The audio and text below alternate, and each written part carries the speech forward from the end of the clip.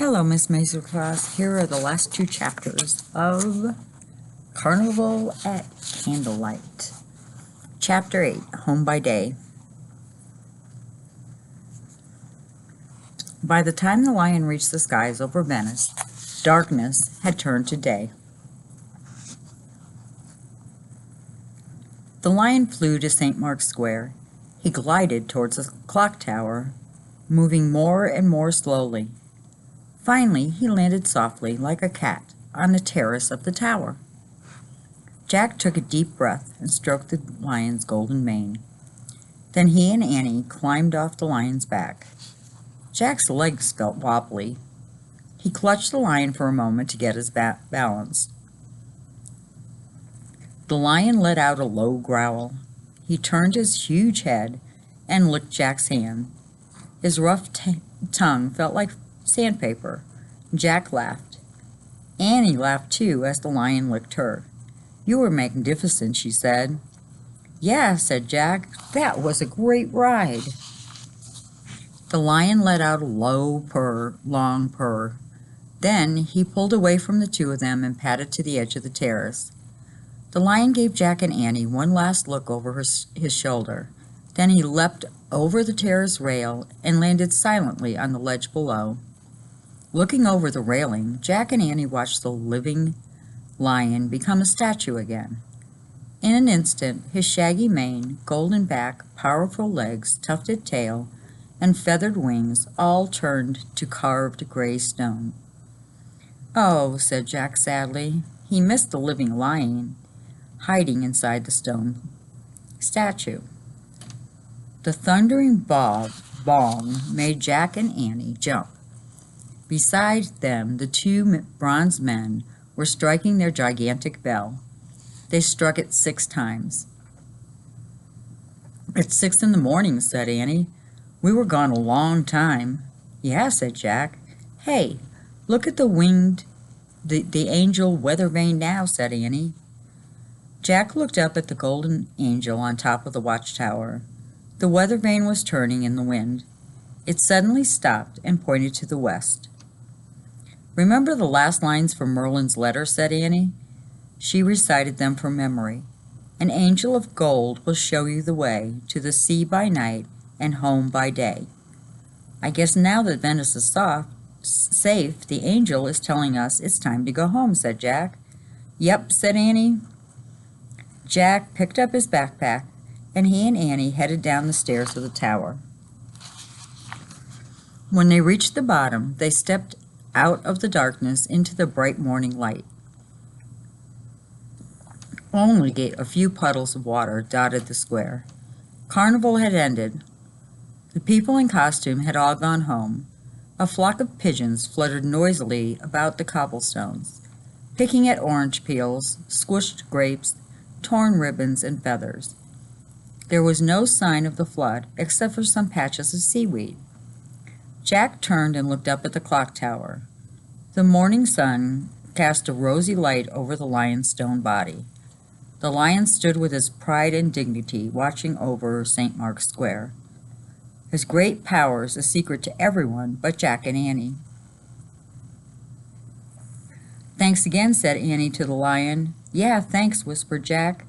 Then he sighed, exhausted. "Home?" he said. Annie nodded. As Jack and Annie headed across the square, 2 sweepers were cleaning up the remains of the carnival. "Oh, wow!" cried Annie. She ran towards the sweepers. Just as they were about to scoop up a pile of trash, she snatched something from the ground. Annie ran back to Jack. "Look," she said, and held up Teddy and Kathleen's book of magic. "Oh, great," said Jack. He took the little book from her. It was damp from the floodwaters, but all the writing was as clear as ever. "We have 8 rhymes left," said Jack, "for our next 3 journeys." He dropped the rhyme into his backpack. As Jack and Annie left St. Mark's Square, they saw Venice starting to wake up. Ordinary everyday Venice, not the Venice of Carnival. Men and women and children were opening up stalls and putting out goods to sell. The cobblers were sitting at their workbenches, and cats were stretched stretching in the chilly sunlight. The old man was walking his fat little dog, Rosa. He waved at Jack and Annie, and they waved back. "No one knows Venice was almost destroyed by a flood last night," said Jack. "And no one knows we helped save her," said Annie. "They just think we're a couple of ragged clowns." Jack smiled. He had forgotten they were still wearing their carnival costumes. Now their clown suits were dirty and torn and soaking wet. Their hats were gone, and somewhere in the floodwaters or on the flight to Neptune, Jack's slippers had lost their bows. "How will we ever get back to the treehouse now?" asked Annie. "I don't know," said Jack. "I guess we'll have to find a boat to take us there." As they scanned the waterfront, Jack saw a boy sitting at the edge of the water on a small stool. The boy was painting. "Hey, isn't that Lorenzo?" said Jack. He and Annie hurried over to the boy. "Hi, Lorenzo," said Annie. Lorenzo glanced up and smiled. "Hello, Annie and Jack," he said. Jack and Annie looked at Lorenzo's painting. It showed pink light shimmering on blue water. "That's beautiful," said Annie. "It is only the background," said Lorenzo. He squinted at the canal. "Soon I will add gondolas and people. Then, probably, I will add something not real at all, something from my imagination." "Hey, guess what? We saw Neptune last night," said Annie. "You did?" said Lorenzo. "We found him far out at sea," said Jack. "He looked just like he looks in your father's painting. We rode to him on the back of a flying lion on the clock tower." Lorenzo nodded. "I'm glad Neptune still lives in the deep sea," he said, "and I'm glad one of our lions still flies. Many people believe all the magic has left our world." "The magic will never leave," said Annie. "Not if painters like you and your dad keep painting." Lorenzo looked thoughtful. Then he picked up a small canvas and handed it to Jack. "You and Annie take this and finish it. Paint what you saw on your visit to Venice." "Really?" said Jack. "Are you sure?" "Yes," said Lorenzo. "You and Annie have the gift of imagination. Use it to make something magical." "We will," said Annie. "Thanks," said Jack. "We'll start painting as soon as we get home." "Hey, Jack," Annie said. She pointed at a gondola docked nearby. It looked like the same boat that brought them to Carnival the night before. Inside were the same two people, the gondolier and the person with the lantern. Their candle had gone out, but they were both still wearing black cloaks, white gloves, and masks with bird beaks. "Maybe they can take us back to the treehouse," said Jack. "Excuse me," Annie called. "Can you give us a ride back to the island?" Annie pointed across the water. The gondolier nodded. "Great," said Annie. "Bye, Lorenzo, thanks."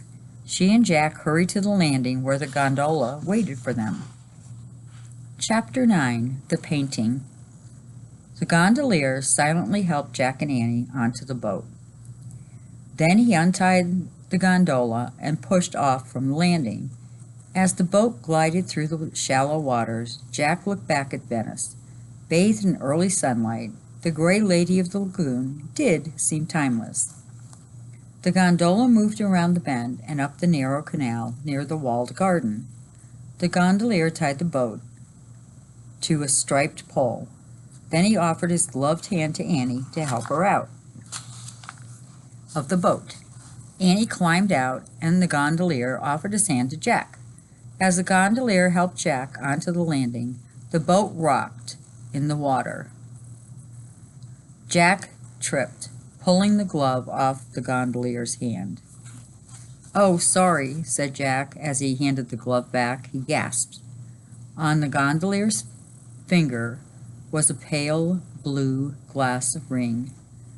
Before Jack could say anything, the gondolier pulled his glove back on and pushed the boat away from the landing. Hey, Jack sputtered. "Teddy, Kathleen, wait, come back." Neither of the Bass people looked back at Jack and Annie. "Teddy and Kathleen? Where?" said Annie. His glove, it came off. There was a blue glass ring on his finger, said Jack. Jack and Andy watched the gondola disappear into a blaze of sunlight, shining on the water. Had it just glided around the bend, or had it vanished altogether? Are you sure it was them? Said Annie. Well, I guess anybody could wear a glass ring, said Jack. But still, maybe Morgan and Merlin told them to watch over us. Yeah, to make sure we'd be safe, said Jack. And be patient and follow instructions, said Annie. Right, said Jack. Well, Venice wasn't destroyed by a flood, so I guess we passed our first test. I think we did, said Annie. With Lorenzo's canvas tucked under his arm, Jack led the way to the walled garden. Annie followed him to the rope ladder. They climbed into the treehouse. Jack pulled Merlin's letter from his backpack. He unfolded it and pointed to the words Frog Creek. I wish we could go there, he said. Goodbye, Grand Lady of the Lagoon, said Annie. The wind started to blow. The treehouse started to spin. It spun faster and faster. Then everything was still, absolutely still. A nippy wind rustled the Frog Creek trees. Jack and Annie were wearing their jeans and jackets again. It was dawn. Annie sighed. I wish I had a little more time to visit Venice, she said. I'm glad Lorenzo gave us his painting to finish. That'll be like living our trip all over again. Cool, said Annie. We'd better leave Morgan's research book here, Jack said. He pulled the book out of his backpack and put it on the floor. And this, he took out Teddy and Kathleen's book of magic. Wait, said Annie. Don't you think we should take the book of rhymes with us for safekeeping? Jack nodded. We can't use them in Frog Creek, he said. We'll just keep it safe till we go on our next mission. That's what I was thinking, said Annie. Come on, hurry before Mom and Dad wake up. Jack put the book of rhymes back into his pack. Carrying Lorenzo's canvas, Annie climbed down the ladder. Jack followed. As they walked through the chilly dawn woods, Annie held up Lorenzo's canvas. The shimmering lights and water of Venice looked just like they had in real life. So what should we put in our painting, she said. Gondolas, of course, said Jack, with people in costumes. Wearing black capes and bird masks, said Annie, and fancy dresses and wigs. And we could paint the clock tower in the background, with the two men striking the bell. And the watchtower, too, said Annie, with the gold angel on top. And the ruler's palace, said Jack, and the old man and Rosa walking along the canal. And, of course, Lorenzo. And the lion flying across the sky, said Jack, and Neptune's spear rising out of the water. With Neptune himself peeking out, said Annie. We'll show just the top of his head and his mysterious eyes. That's a lot of stuff for one painting, said Jack. We didn't even put ourselves in yet, said Annie. We'll paint ourselves on the back of the lion, wearing our clown suits and red slippers, said Jack. Yeah, with huge smiles on our faces, said Annie, like we're thinking, wow, wow, wow, Jack laughed. A chilly dawn breeze swept through the bare trees. The bells of Frog Creek Church began to chime. Jack and Annie took off running for home. The end.